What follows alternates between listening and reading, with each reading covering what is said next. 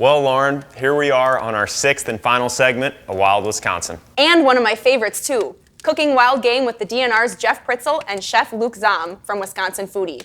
Hungry? Always. Let's get to it.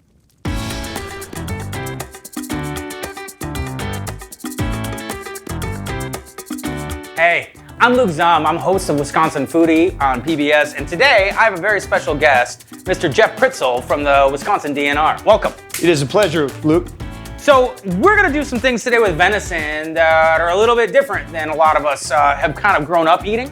What do you usually do with venison at your house? Venison, three things happen at my house. It's either steak on the grill, it's ground meat, gets mixed in for tacos or spaghetti, or we send some off to have brats and bacon made. So I'm looking forward to upping my game at home with a little more of this. What we're gonna do today is we're gonna braise this. So osso buco literally translates in Italian to bone with a hole. And usually we would take the cross section with like the femur intact here, but this actually is gonna work out really well, and it kind of quickens a little bit of the cooking time for us. We wanna get back out into the woods, and this is gonna help us do just that. So first thing I wanna do, Jeff, is I wanna take this silver skin off. It's gonna make it super tight and stringy and really kind of unpleasant to eat. So we wanna make sure that we take our time and get that off of there. And I honestly think that this is something that a lot of hunters and cooks at home probably don't take quite enough time with. When they eat it and say like, oh, I hate that flavor, a lot of what they're getting is this connective tissue, which makes it a little bit tough. So, trying to take this off without taking a lot of the meat. So we have these shank pieces here, and we're gonna take some ginger snaps today, right? And I'm gonna take a little handful of these, I'm gonna put them on my cutting board, I'm just gonna bust them up a little bit. And I think you're gonna be pleasantly surprised if you followed this verbatim.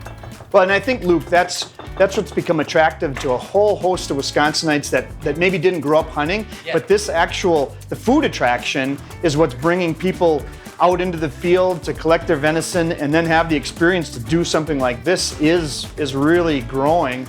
And it's great for us to see that as new people get exposed to the opportunities and the experiences. This all has a story, and that's exactly the type of food we strive to cook here at the cafe. And it's what makes our culture so rich and proud. So I'm gonna take these ginger snap crumbs. I kind of mashed them into a pulp. You saw that with the side of my knife. We're gonna get those in here, and we're gonna start dredging this up. I'm gonna hit it with a little bit of salt and black pepper too. What we wanna do next, Jeff, I think is create the element for the braising liquid. And that for me is gonna equate to some tomatoes. I have some Jimmy Nardello peppers, I have some onions, a little bit of carrot, and I have some mushrooms here too that I think would be really great in this braise.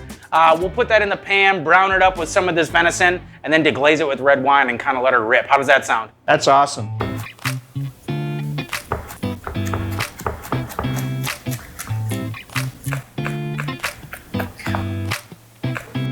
We want to start this out by adding just a little bit of olive oil. All right, so I can see this coming up now. I can see that smoke, and I'm just gonna gently lay these in. While we're browning this, I wanna make sure that this is complemented with something that's also indigenous to Wisconsin and delicious. So I think what I'd like to do is put together a quick wild rice risotto. And this comes to us from the Ojibwe Nation. I'm gonna turn it up to about a medium heat. What I wanna do is I wanna toast that wild rice for just a minute. Let's check our venison. So what we're doing is we're making sure that this is nicely browned. So I'm gonna give these a nice flip. Over here, I can smell this toasting up. And it's rich and nutty. I have stock. This is a combination of beef and pork stock that we put together at the cafe. But I'm literally just gonna pour this on this wild rice. Now that the venison is nicely browned on both sides, I'm gonna remove it from the pan quickly. One of the things that I definitely wanna do is let it kind of cook down a bit. But this is the part where all of our aromatics and other ingredients that we prepared on the table go into the pot.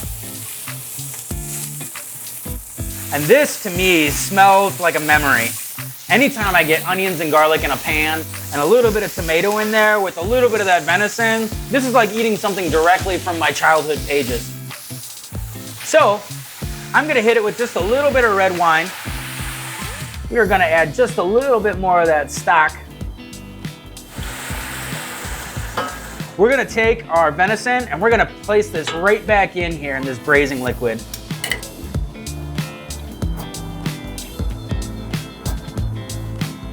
So this venison has been braising for a while now. I think I'm about ready because I can't wait any longer. So what I have here, these are some red curly mustard greens. And we're gonna come back with this wild rice. Again, this is some long grain wild rice. We've just adorned this with a little bit of heavy cream, that stock, salt, black pepper. We're gonna come back with our braised venison. Oh, that's the piece right there. Let's throw a little bit of freshly grated cheese on here. Is this looking okay? It's looking better and better. And then gremolata, and this is simply parsley, lemon and orange zest, garlic, and I put a little bit of smoked trout in here just to kind of give it some richness and some body. And we put olive oil with it. And I got a feeling you're just about to take the word wild Wisconsin and give it, we're putting a new definition on wild Wisconsin. Have you ever tried a nasturtium? I have not. Well, I'm gonna make you try it. So like nasturtiums, when people come and they eat the food here, a lot of times I see them push these to the side and I honestly think that these are the stars of the plate. I think it's a wonderful way to kind of accent the dish. It's beautiful, and again, it's another story in the chapter of us. Jeff, bon appetit, huh? Thanks, Luke. Thanks for bet. bringing your skills to wild Wisconsin. Thanks a lot. Thanks for having me. You bet. Well, that looked tasty. I can't wait to get in the field and put some venison in the freezer. Me too. Well, Lauren, this has been a great season of Wild Wisconsin, and I hope all of you enjoyed it as much as we did. Thanks for hanging out with Aaron and me, and hope to see you again for season number 4 of Wild Wisconsin.